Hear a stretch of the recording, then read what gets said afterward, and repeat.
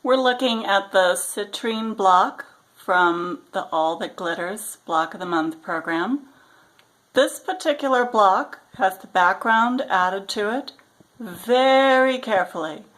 And it's using a method that isn't traditional piecing necessarily, but it's very much like a sew and flip. So let's take a look at what happens after we complete all of our paper piecing and attach our major units, and we're ready to get our background put together. So let's move down from our finished version and take a look at all the pieces that we have getting ready to put together our final version of the block. You'll notice that you have some background cutting that was very simple, but may not be clear as to how that's all going to function. All of these pieces we're going to use in order to put together the final block. You'll notice that we have right here our rectangle that is 8 by 12 cut on one diagonal, cutting from the base of the left-hand side to the top of the right-hand side. That portion is going to be the first two pieces that you attach to your citrine gem. We also have our 13-inch square cut on one diagonal, and we're using just the one triangle from that 13-inch square. We also have a final rectangle. The final rectangle is 6 inches by 7 inches. We're going to attach that right here to this side of the gem. We're going to start with our first two pieces. When we take a look at how those go on to the project, beginning with the first rectangle, give me just 1 minute here. We're going to set it up so that it will attach just to the side, right like that. Notice that the base of the triangle is below the edge of the citrine gem. And then we're going to take the second rectangle and we're going to attach it right here, just like that. And before we do that, we're going to slice off our extra edge here. And then once again, we'll overlap the corner so that it's a little beyond the edge that we slice off.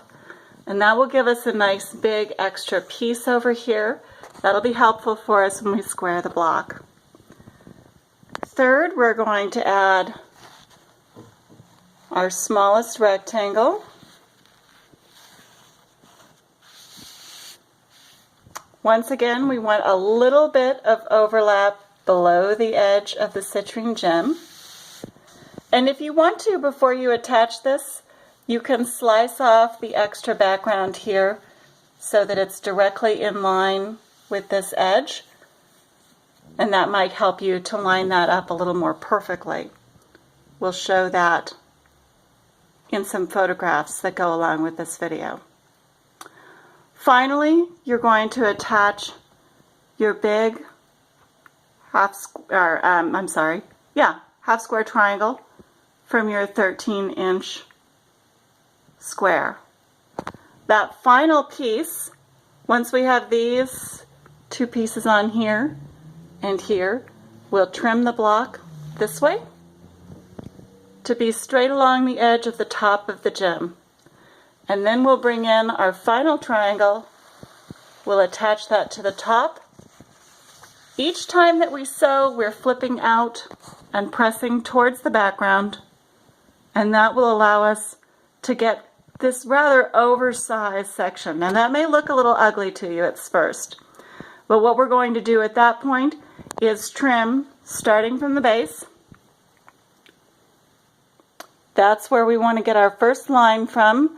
With our ruler aligned along the edge of the base, we're going to trim so that the top portion is 12.5 inches from the base.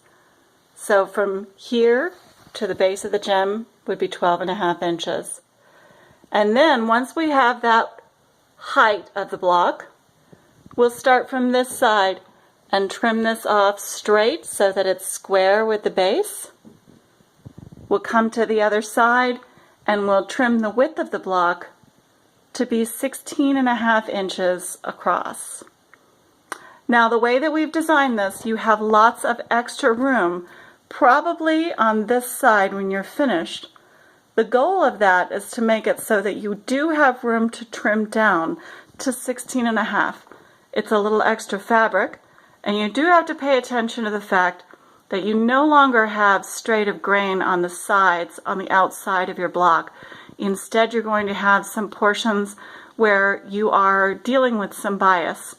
Press carefully, make sure that you're not pushing that bias anywhere to unsquare your block. All right, follow along with the few little pictures that come after this video. They will show each piece added one at a time and finally squared off at the end for a 16.5 by 12.5 inch block. Thank you so much. This is Swan with Swan Amity Studios, giving you a little extra help with our All That Glitters Block of the Month program in the Citrine block. Enjoy!